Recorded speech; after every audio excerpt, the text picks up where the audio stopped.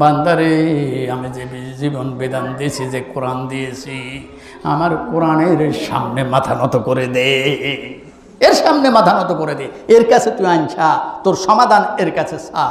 সব সমস্যার সমাধান দিতে পারে আল কোরআন। কোরআন সব সমস্যার সমাধান এখানে আছে। তুই কার কাছে কি চাস? যারা আমার কোরআনের সামনে, আমার সামনে মাথা নত করে দিবে, তারাই হলো একমাত্র খাঁটি লোক, নিষ্ঠাবান লোক, তারাই হলো জান্নাতি লোক। এবার আল্লাহ রাব্বুল আলামিন বলেন, বান্দারে শোনো, ইয়া আইয়ুহাল্লাযীনা আমানু কু আনফুসাকুম ওয়া আহলিকুম নারা। শুধু তুমি বাঁচতে হবে না, তোমার পরিবার পরিজনকেও বাঁচাতে হবে জাহান্নামের আগুন থেকে। আমরা তো অনেক সময় ব্যক্তিগত আমলে বিশ্বাসী। আমার পরিবার পরিজন দিকে আমার কোনো খবর নাই, আমার মেয়েকে কিভাবে চলে আমার সেই দিকে ভ্রুক্ষেপ নাই, আমার ছেলে কিভাবে চলে সেই দিকে আমার পরামর্শ নাই, আমার ফুতের বউ কিভাবে চলে সেটা আমার দেখা নাই, আমার স্ত্রী কিভাবে চলে সেটাও আমি জানতে চাই না।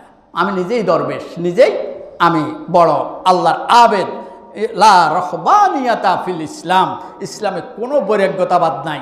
আপনি বসে বসে শুধু ইবাদত বন্দেগী করবেন, খানকায় থাকবেন, এটা ইসলাম নাই। ইসলাম হলো রোডে গাড়ি। কি ব্যক্তি চিনবেন আপনি রোডে, ব্যক্তি চিনবেন আপনি মাঠে। আমি তো এখন আপনাদের ক্ষতি খুব ভালো, আপনারা মনে করেন আমি খুব ভালো মানুষ। আমারও চিনতে হইলে যাইতে হইব, আমার পিছনে যাইতে হইব মাঠে, আমার প্রতিষ্ঠানে। আমি কি প্রতিষ্ঠানের ডিউটিটা ঠিক মতন করি কিনা, আমি কি আমার ছাত্রদেরকে ঠিক মতন পড়াই কিনা, আমি কি সরকারের যেই নিয়মগুলি আমি মানে কিনা, আমি মাঠে যেই কাজগুলি করি এগুলি আমার শরীয়ত মতো হয় কিনা, এইগুলি দেখিয়ে না আপনার আমার বলবেন যে আমি দরবেশ, আমি আল্লাহ। আপনি এমনি কত গাগাত দিলে কনে এই বেটা আল্লাহওয়ালা হয়ে গেছে, তসবি এক ছড়ালো হাঁটলে আপনি কনে বেটা আল্লাহওয়ালা হয়ে গেছে। ঠিক আছে না কথা? এখন আমরা যে ওই যে আমাদের খাদ্য ধরে যে তারা এটা করে কী কয়, ওই যে তারা দোকানে দোকানে বেদাল খাদ্য চায়, এই জায়গায় কী কয় দেন না, ধরা যেতে হরে। আরে কী সম্ভব, কালকে দেখছি একজনের 5,50,000 টাকা জরিমানা করছে এক ব্যবসায়ীর। এই বেশি, এই প্রথম এত বেশি আর কারো জরিমানা করে না। 5,50,000 টাকা জরিমানা করছে। এটা বলছে এই জরিমানা দেওয়ার পর আমরা চাইবো আপনি কি ব্যবসা করতে পারবেন না, পারবেন না। চিন্তা করেন কি সুন্দর মানুষ, সেও তো মানুষ, দাঁড়িগুলি লাল, কপালে আপনার এই কি জানি দাগ ফালাইছে এই নামাজ পড়তে পড়তে।